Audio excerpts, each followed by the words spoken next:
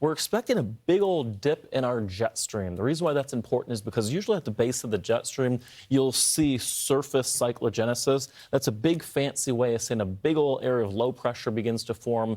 That big old low, sometimes I like to think about that capital L, standing not just for low, but just for lousy, aka lousy weather.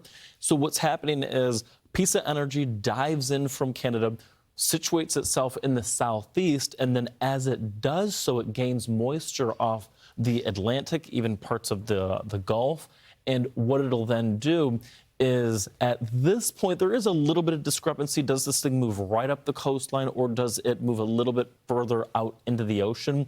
Either way, Thursday's a day we'll have to watch out to see what the setup on this system looks like, because the 95 corridor, one of the most heavily trafficked interstates in our country, could be impacted not just by rain, but perhaps even a large area of snow.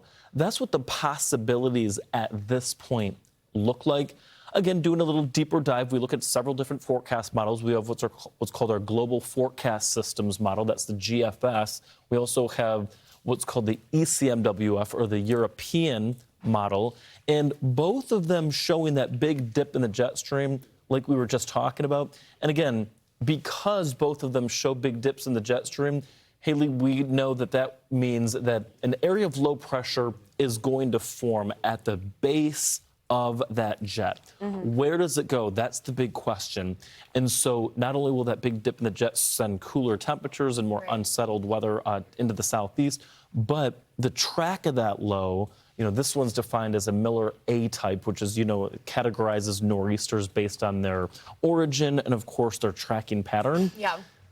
We'll have to watch this one carefully, because this could mean end of the week some turbulence, if you will, for folks that may be traveling and driving. Yeah, you know what? I feel like we're in this windshield wiper zone where you'll see models be gung-ho about this big-time snow for the Northeast. If you looked at the GFS yesterday in the early morning, you were thinking, we're getting 20 inches in New York City. Got that right. Now, if you look at the GFS, we're getting 1 inch in New York City. So that's the forecast window that we're in right now. But, throughout the next couple of days, we all start to fine-tune and find the middle ground. I think the GFS and the Euro are already starting to make progressions towards the same overall thought. But that dip in the jet stream is a huge piece of this. We need the cold air for the Northeast in order to get any kind of snow. And depending upon the track of that low, it's so niche. I call it the Goldilocks zone. Too close, too far.